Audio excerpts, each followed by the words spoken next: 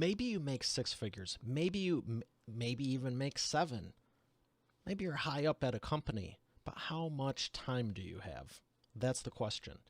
That's why I'm excited to have Amy Rasdell on the show today, because she is going to be sharing with us how you can start your own consulting company. She did this 15 years ago and now makes more than executives. And her company is called Billable at the Beach. So if you'd like more time with the same, if not more money, I'm going to have Amy up right after we thank our sponsor.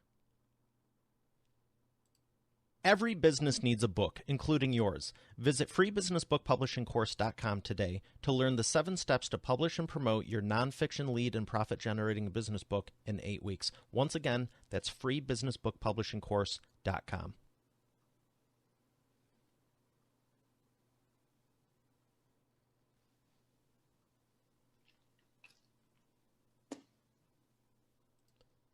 Here she is, ladies and gentlemen, Amy Rasdell.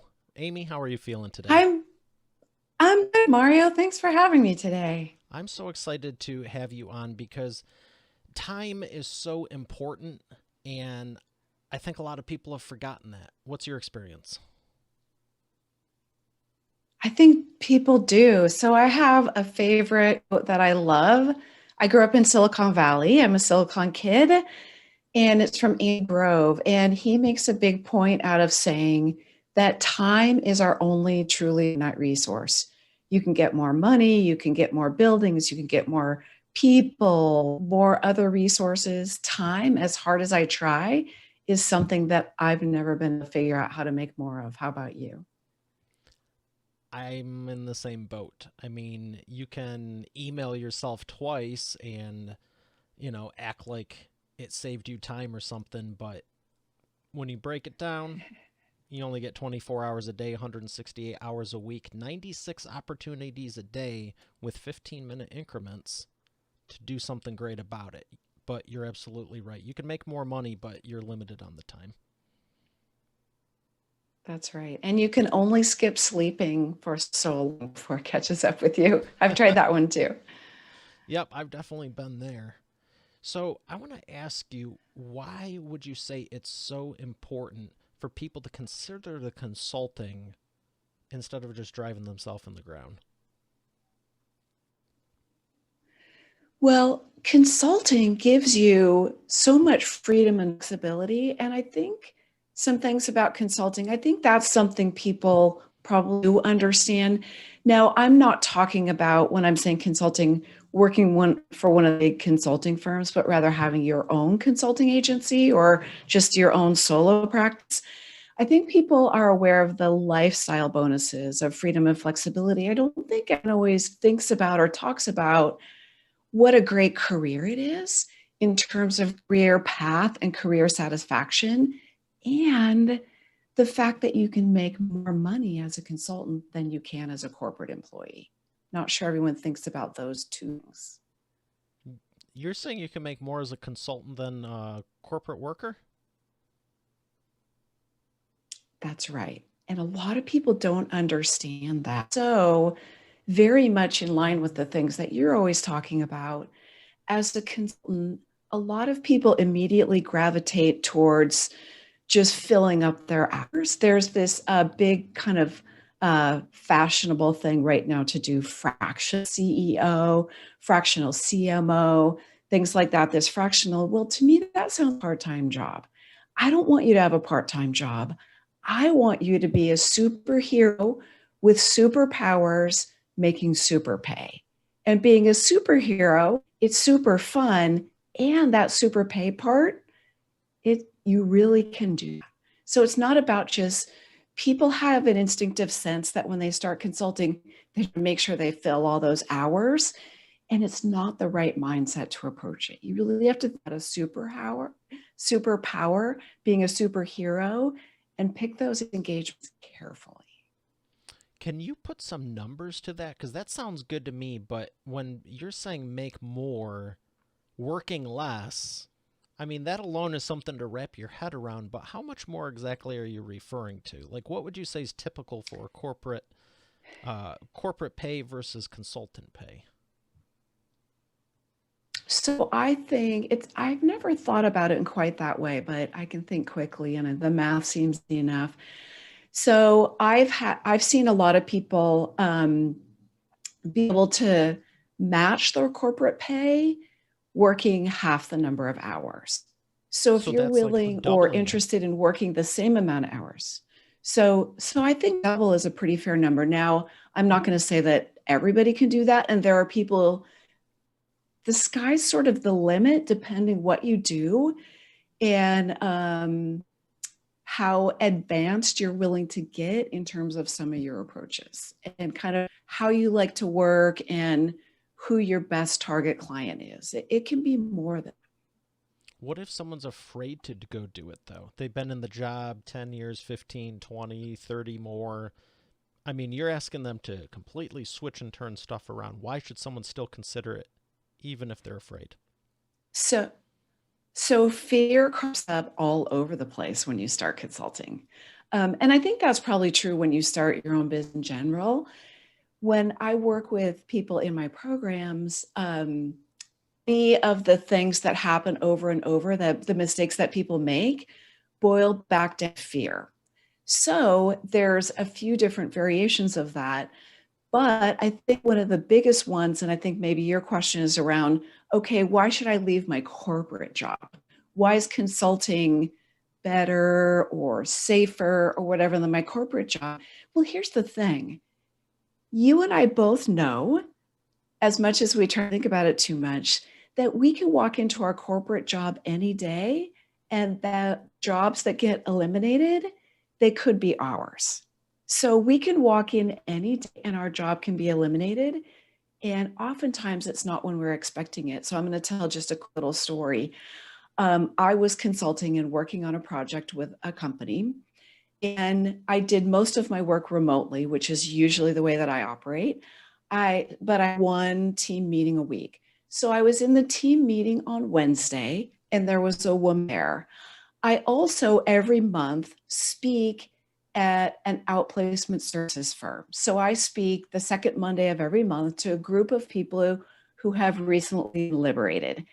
And she walks in. I had just seen her at the company on Wednesday. She walks into my transition session on Monday, and I I try not to have a funny expression on my face in those types of situations, but she must have seen the surprise on my face, and she said, "I walked in on Friday and my job was eliminated. There were no other jobs eliminated. I had no idea they were even thinking about it, but all of a sudden my job is gone." So that can happen every time when you have your own consulting business, you have control. If your pipeline is not looking good, assuming you're willing to fatality, you know it's not a surprise. So you have a lot more control than you, but that's not always intuitive. So, as far as your transition process, it sounds like even if someone's having an issue with that, you can help them with it. Now, I don't consider myself a mindset specialist on how to convince you that it's time to quit your corporate job. I can for sure tell you about the pros. I'm really more interested in helping you when you're pretty close to the decision, if that makes sense.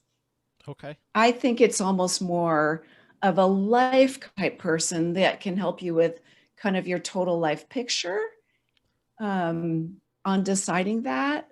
And then I can tell you the specifics of what that's going to translate into in consulting.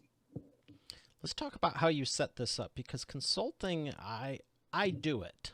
I love it because for me it's that if you say you have a problem, it's like done deal, it's fixed. You know, and that's what people are looking for, the end result. But I know so many people that do it such different ways. I mean, you can jump on the phone, you can jump on the Zoom, you can jump on the whatever, you can jump on in person. There's so many different ways, and I'd say business models, I guess, is what I'm getting at. And I want to break down a few things. One of them is how would you say someone should structure the consulting? Let's start there. And the second one, yeah, let's start there. And let's start there. How would you say Tell is the me, best tell me way a to little do more it? about what you mean. Tell me a little more what you mean by structure, because I'm not an So if attorney, so I think legal someone structure. transitions over to the consulting, okay, don't disagree, they should do it. It's absolutely great. You're going to give them a huge impact, but you could say I have a dozen clients that I talk to 3 on Wednesday.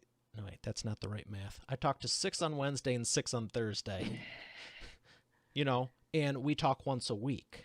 So that's one model. And then there's other people who might say, well, we talk once a month, and some talk bi-weekly. What would you say is the best structure after you've transitioned?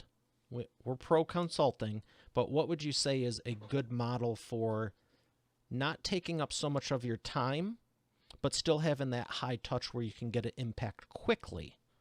Because if you only talk once every 3 months, it's going to be hard to get some momentum, I would think. So I can give the most help, value to people who have been corporate folks and who want to continue to have corporate clients. One big reason for corporate clients is, and it doesn't necessarily have to be multi-billion dollars, but they have big enough to be able to pay you well. So it can be smaller corporate, bigger corporate, but not consulting for small business just because they can't pay you as much. So still working for corporate type clients. And then what I would tell you right when you transition, I would tell you don't even worry about structure. The first thing that we're going to do is get you generating revenue. We are going to get you to land a project and put a check in the bank. And all of the structure and how many days a week, we're going to figure all out after we start generating revenue. Perfect. So revenue first. I'm an extremely practical person, and I assume that you're working fundamentally because you have bills to pay. And then there's all the super fun stuff because you and I are lucky that we get to both do something that we love, but fundamentally it's still the money. I mean, if I didn't have to work for the money, I would be so busy. I have a million dirty nonprofit type things that I would like to be busy with. So revenue first, and then all those decisions are so important, but after you're generating revenue. Excellent, excellent. And I appreciate the honesty there because that's exactly what I was getting at is there's so many different ways to do consulting.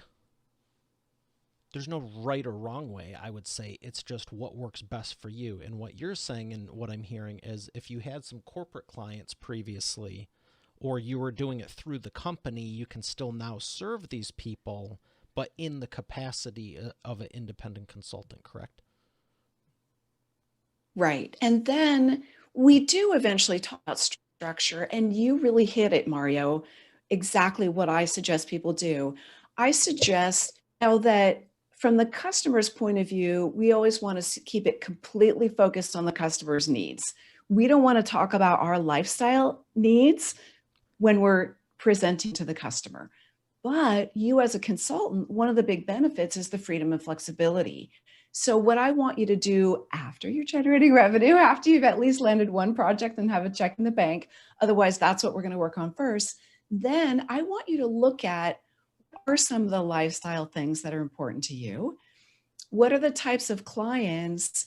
Let's turn those lifestyle um, priorities for you into client benefits. And I'll give you a really quick example. So, in my core consulting practice, I'm really a high level project manager. So, project management, I really like to explain it as if it's air traffic control. Something comes into me, I do a little work, I send it here. Something comes into me, I don't need to do any work, but this might impact funding or something or a product launch, right? We're just about to ship a new vaccine. It's really important. And this is bad news potentially. I'm going to pick up the hotline to the CEO. Something else comes, I spend 2 hours, it goes these 4 places. So I tell people, look, I like to work remotely. That's not how I explain it. I don't want to live in a cubicle at somebody's company site. I like to work remote. I have young kids at home. I have other things that I like to do. I don't talk about that to the customer. I say, look, If I come into your facility for 4 hours a day, the airport's only going to be open 4 hours a day. So planes are only going to fly 4 hours a day. I'm remote. I never say home. I always say remote because it sounds more professional. I said I'm typically on email and available for quick contacts from 7 in the morning till 11 at night, 7 days a week. So the airport will be open, very much like the San Diego airport, which I used to live under. Thank goodness I don't anymore.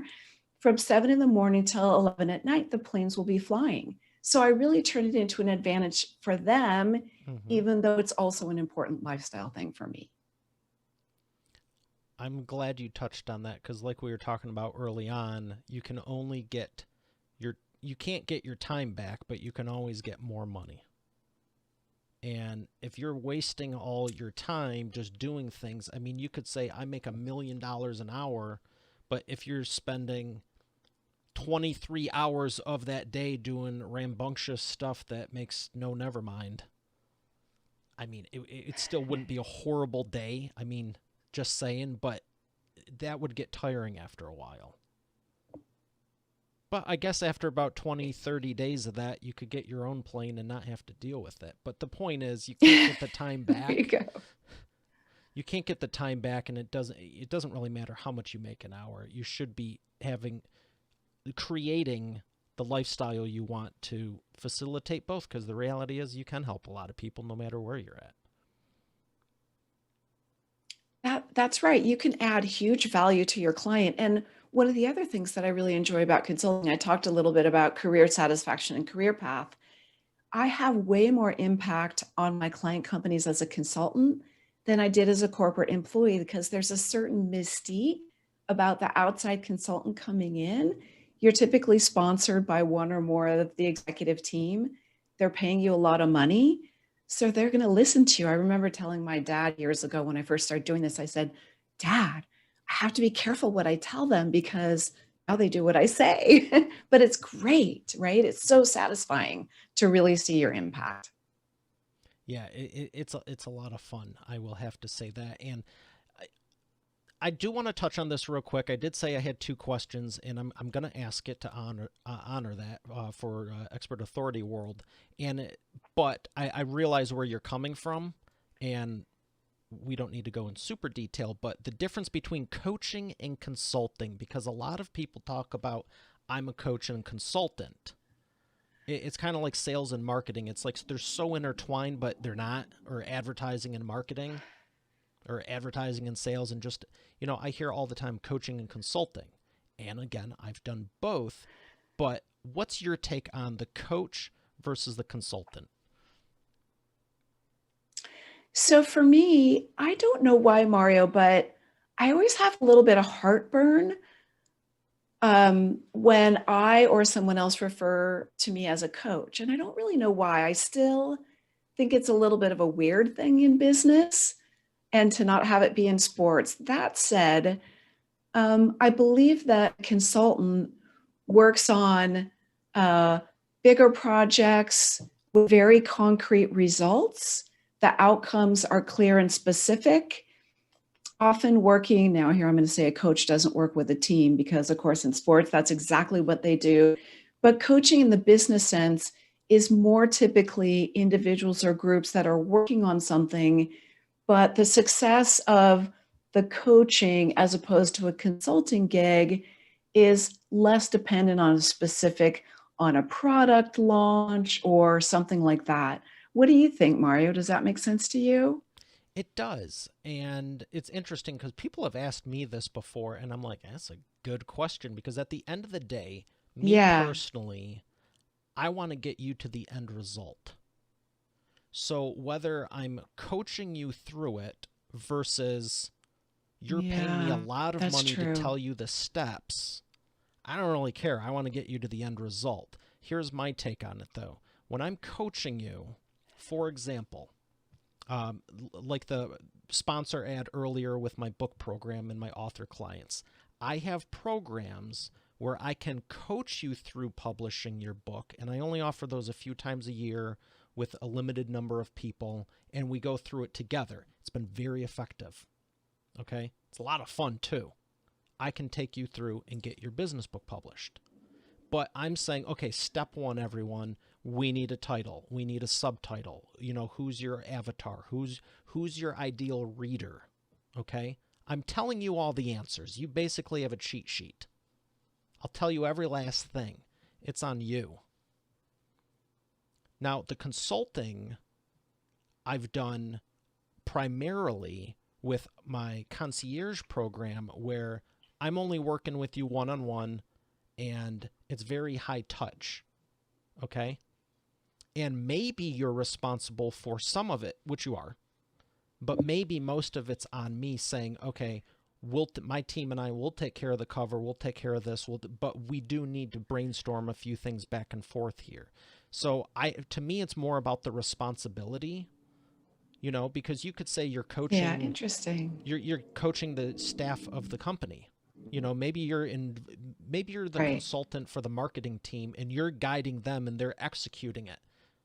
But it's not a Yeah. training where you're teaching them how to do it. Yeah. Either way, you're guiding It's them, an though. interesting idea.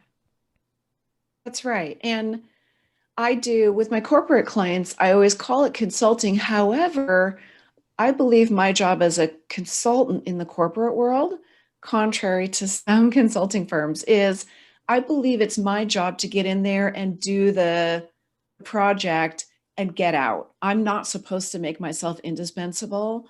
So I almost always work with a team, not my team that I bring in, but I work with an internal team that I put together and run for, typically 9 to 18 months. But my goal is to leave that team able to operate completely without me.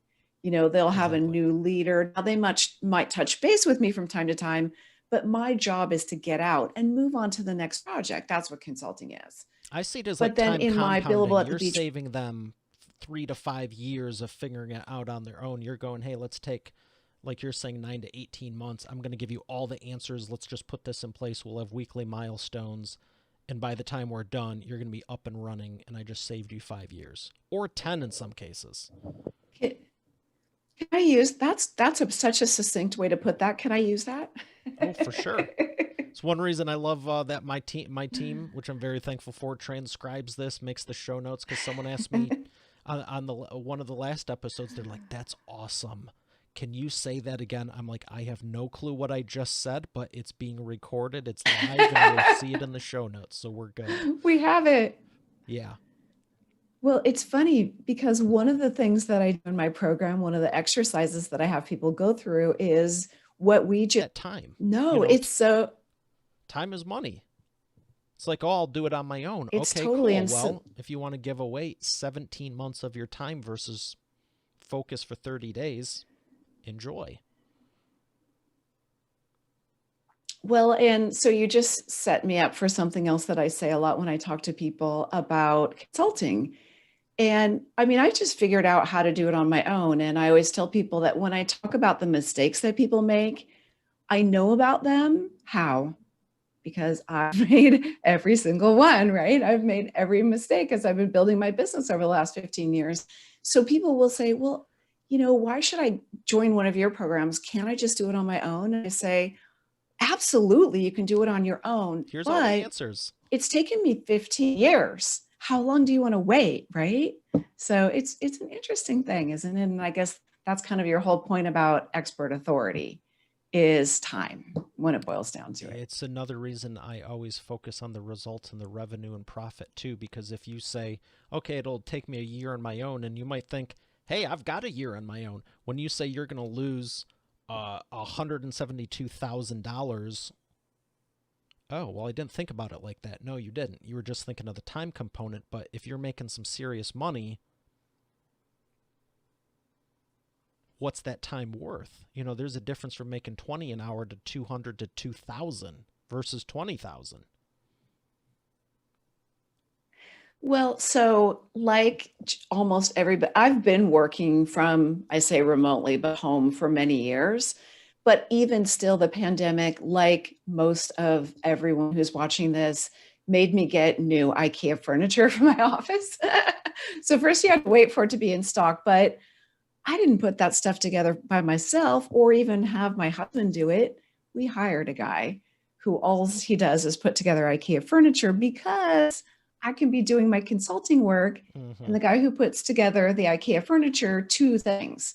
He's cheaper by hour than what I could make, and he can do it 3 times faster Yeah, with no the swearing, aggravation hopefully. of it is just, you have to be in a real learning mode, Yeah. and there's so much opportunity out there now. It's just like, you know what?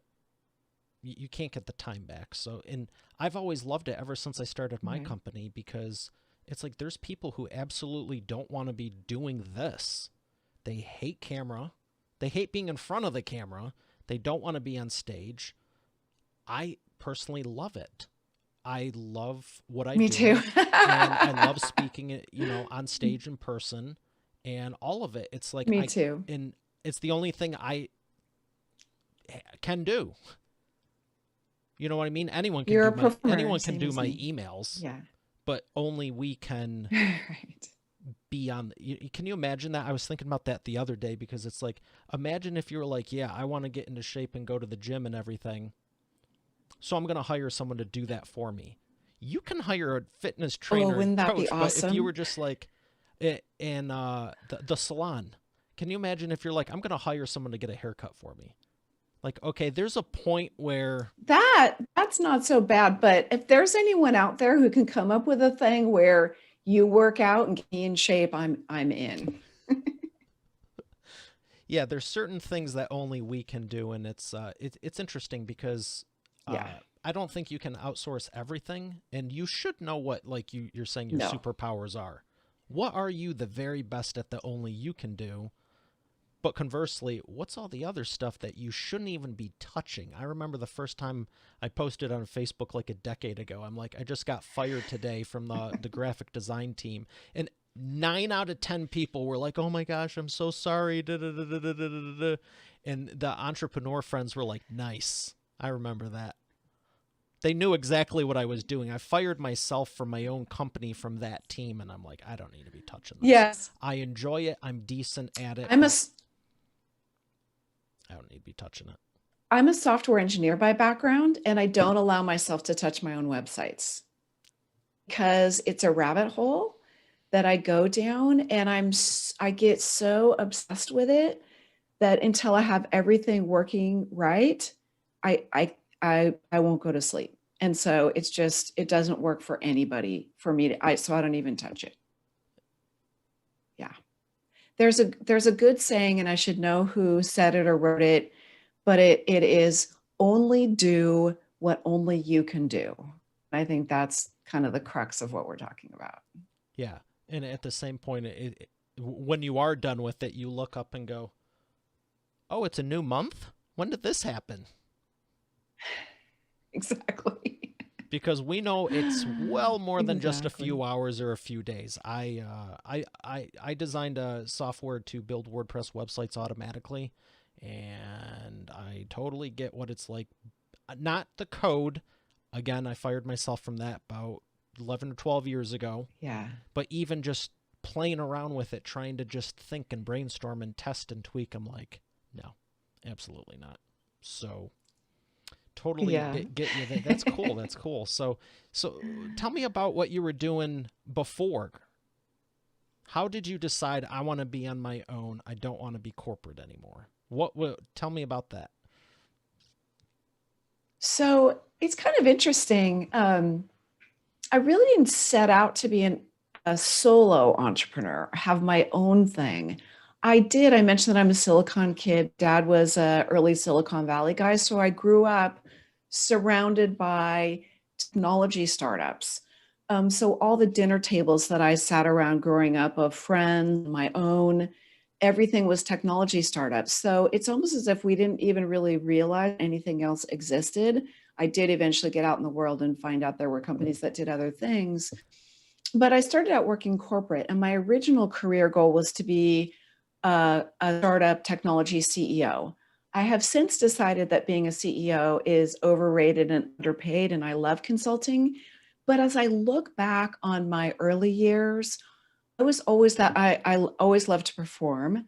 In my other life, I'm a dancer. I went to undergrad on a music scholarship. So I was that little kid who was organizing backyard shows and charging admission. And then at intermission, I would run out and sell popcorn and Kool-Aid and stuff like that also. I just always did stuff like that. I loved selling Girl Scout cookies. In college, I had I rented a little piece of a gas station, really busy gas station corner at a beach in San Diego. I sold backpacks and duffel bags and beachy kind of stuff. I would make a ton of money because there was so much tourist traffic going by there in the summer that I could work the summer and not have to work the whole rest of the school year when I was in college. So I was always doing stuff like that. And I never really thought that much about the fact that I just always did stuff like that. I started babysitting when I was 10. I started cleaning. I could make more money cleaning houses than babysitting. I started doing that when I was 14. So I just kind of always did it. But for me, I've also realized now that I'm a lot older that I don't like other people telling me what to do. I like to decide it for myself. I can relate to that 100%. 150% because I started my first business when I was 12 and sold that to start this one when I was in college. It's been a few years since then. Good for you. But I completely understand that. So it wasn't that you were against the corporate, you just thought that's what everyone did, but truly at your core, you're an entrepreneur. Yeah. I think I'm wired to be an entrepreneur. And I talked about how when I work with my people, fear is the thing that blocks and limit them the most. And I'm a fearless person. I don't mean climbing Mount Everest, because to me, I'm also very practical. It just like there's not enough oxygen up there. Why would you go there? So of course I understand why some people do that. Well, but you I'm could do a just halo not dive. They put oxygen on you when you jump out of the plane. Yeah. So that, you know what, that I've actually promised my husband that I won't jump out of any planes because it scares him, but I would totally jump out of a plane. And those little wingsuit things that they wear where it's kind of like you're flying. Those I would do that in a heartbeat, but I've promised that I would not. I think you could do this. Keep your husband happy and achieve your goal. Okay, I'm in. What is it? Do you really want to jump out of a plane? Oh, it's not a burning passion, actually. Okay. No one ever said a plane can't be on the ground. No, it's true. Are you talking about the indoor skydiving places? No, I just mean if the plane was on the ground, you could still jump out of it. But there's a big difference at 30,000 feet versus That's a good one. 18. That's a good one. Actually, that would be fun. My husband is in the music industry. He's not the talent. He works all around the back sides of it. So he has a client that's also a high-end pilot. He teaches pilots how to respond to emergencies, like he trains Delta Airlines people and stuff. So he's super into flying.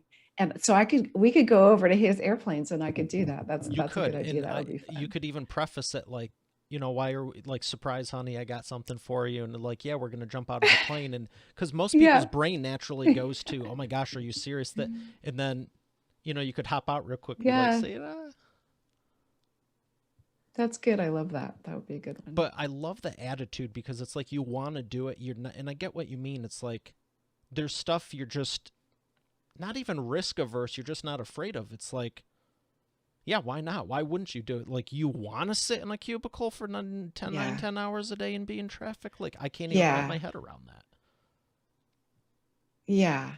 And so I do try to get at, they're afraid of not making enough money. They're afraid of people thinking they're a loser because they jumped off the corporate track. And so that's why I try to explain, but I'm not always good of explaining more money, it, like you have say, your because life back and there's more time freedom.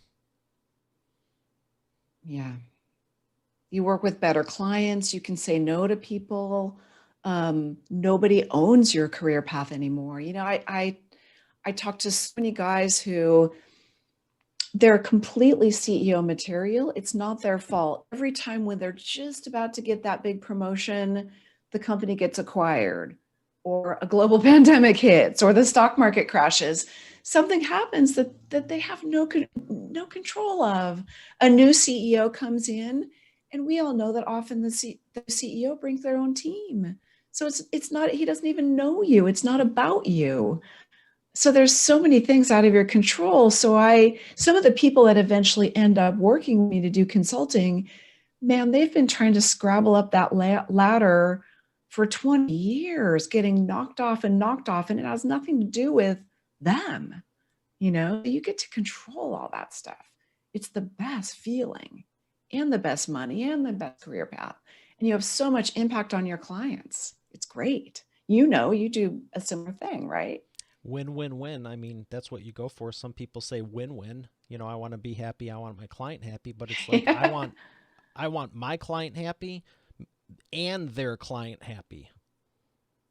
And of course, me too. I don't want to be That's a good a way to put rug in it. the process, but it's like you got to think, if you're Right. serving them, they're serving someone else. That's why they're hiring you. It's like, what are you doing for their That's client? right. Oh, that's another good one, Mario. Win, win, win instead of two. Because you're right. It That's doesn't end between you and completely what me. it's It's, about. one step further than that. No, That's how I see it. absolutely. I love that. I love that. I never So, thought of it quite that way before. I love it. also in the show notes. Yay. I'm going to be reading the show notes from my guest appearance. Thank you so much. I'm learning so Yeah, much. it's This is it's going great. great. I'm really enjoying this. I have one more question for you, as in this same vein about the people you've helped. What's your biggest success and transformational story of one of your clients specifically? So I have, sure. So I have one that I worked with. It was 2 or 3 years ago.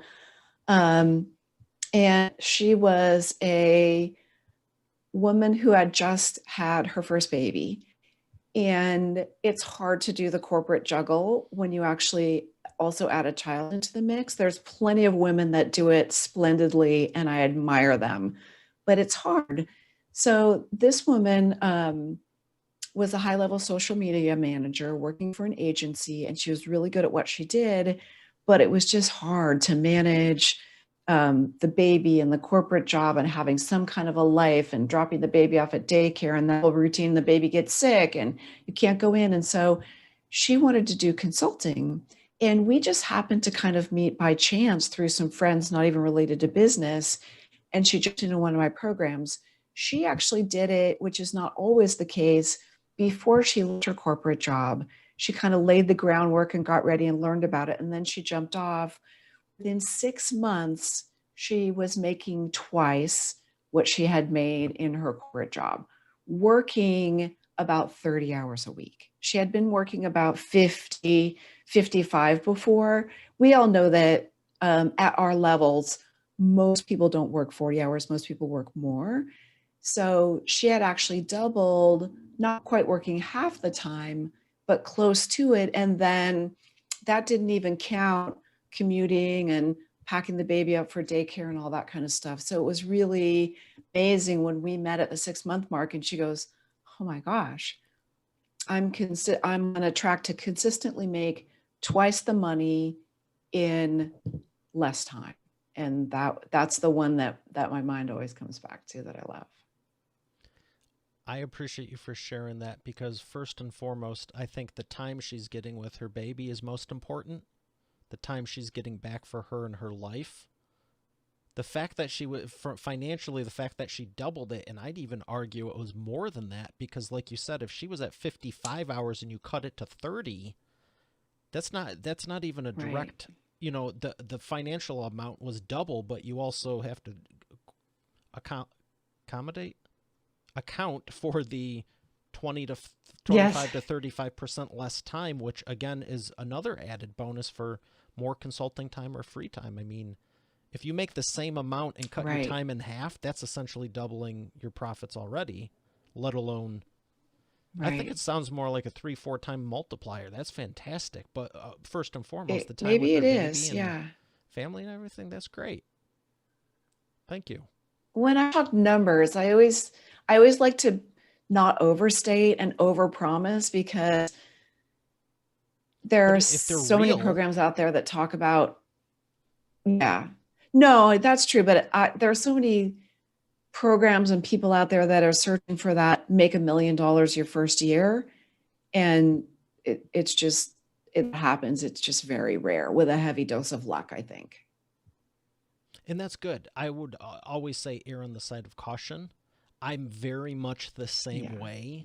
It's taken me a while to just like get more aggressive with it, but I'm glad I did because Yeah. for some, again, it goes back to the serving piece.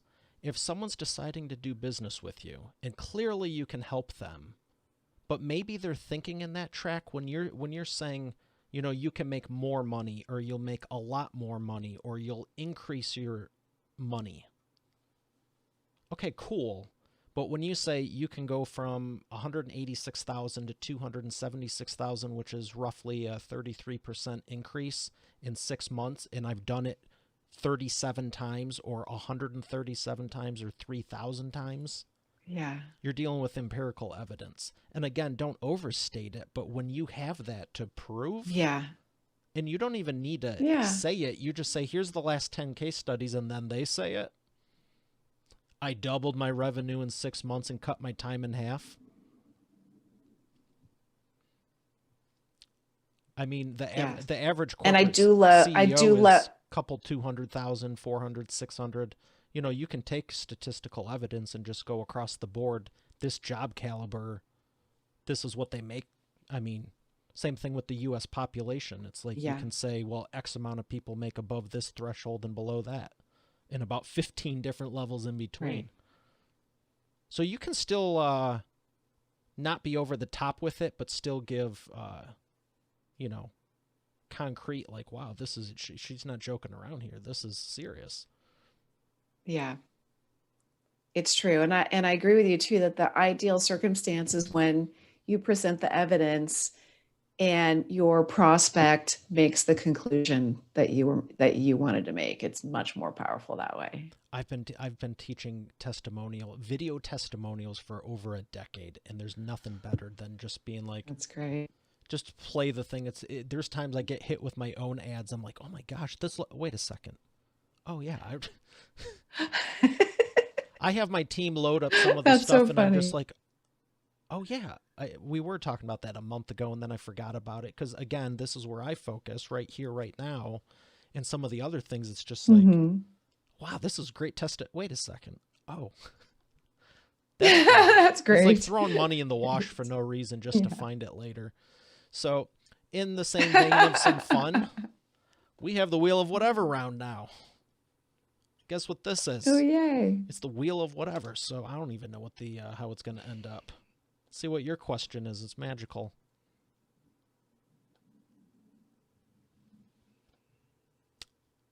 Who is a killer CEO that you would love to know more?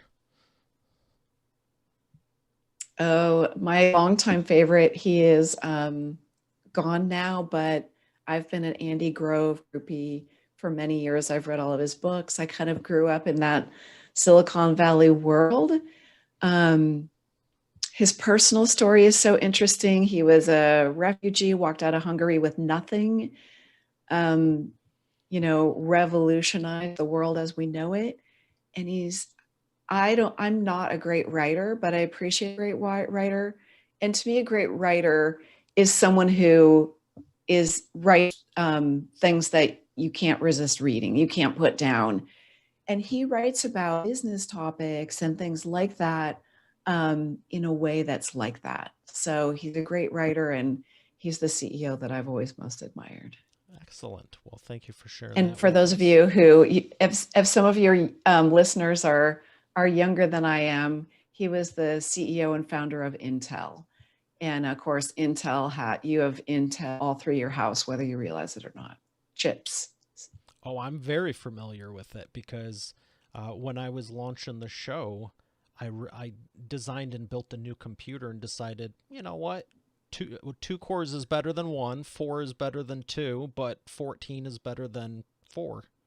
So Very thankful to them over the years. I've always used Intel ever since Great. ever, and I don't want to date myself, but I've designed and built many computers over the years for the last Good few for you. years, let's say. So great suggestion. We're going to thank our sponsor, and we're going to come back with the imperfect action round.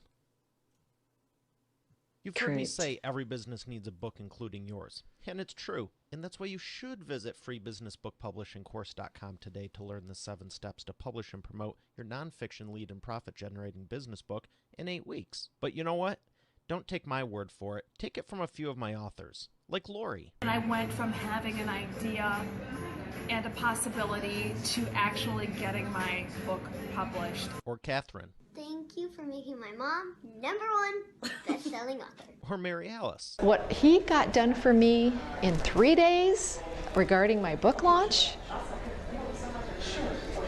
unmanageable. John Cody. I've worked with Mario over the phone and online, and he's been very helpful in getting me where I needed to go with promoting my books. Rocio. There's no way in the world I would have been able to do this with somebody else. I've attempted it in the past. It didn't serve me. As a matter of fact, I ended up more frustrated than anything. So this has been a very seamless process. Adele. If you're looking for an amazing business coach, I highly recommend Mario Ficini. Or Bill Benner. I can't make a higher recommendation than to work with Mario Ficini. He has been great for me, and right now I won't work with anybody else except for Mario. Hey, their words, not mine.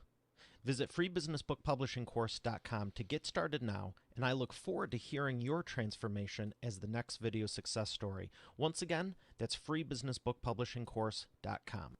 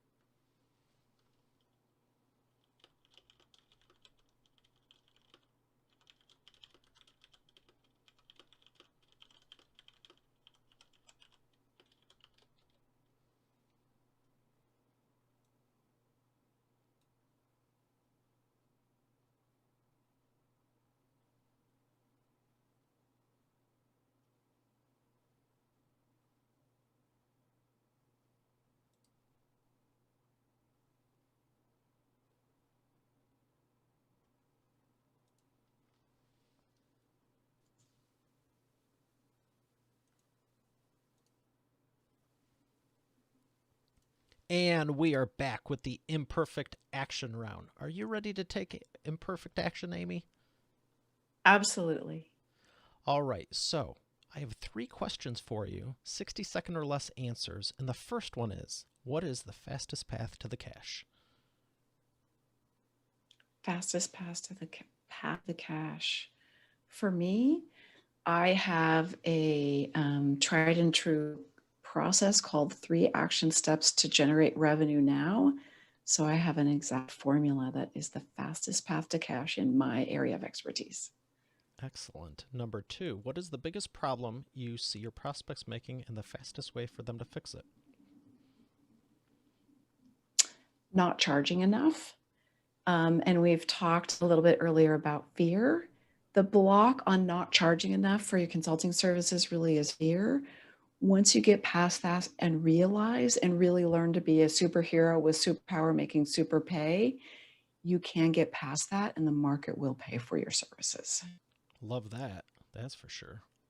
Number 3, what is the best way to maximize customer lifetime value? Maximize customer lifetime value. I say I'll go back to kind of one of my main business axioms that I live by, and that is never compromise your ethics, integrity, or the quality of your work. And I think that's the secret of maximizing lifetime customer value. I like that a whole lot because, yeah, without that, you have nothing. What are some books you could recommend to Expert Authority World that have made a difference in your life? So this is, I'm kind of a one-trick pony on that topic today because it's an old Andy Grove book called High Output Management. And it's kind of centered around a manufacturing environment, but it just has so many great lessons. That's the time is your only truly finite resource. That's where I learned that. It has so many great things. Can I talk about one more that's a favorite? Of course. Can I be a leader? So my other one is actually not a business book, technically. It's a story, and it's called On Wings of Eagles by Ken Follett. And it's the story, an older book, again, older story. And Ross Perot rescued his company hostages out of Iran. And it's the best lesson, like grand scheme lesson on teamwork that I've ever seen, and fierce results.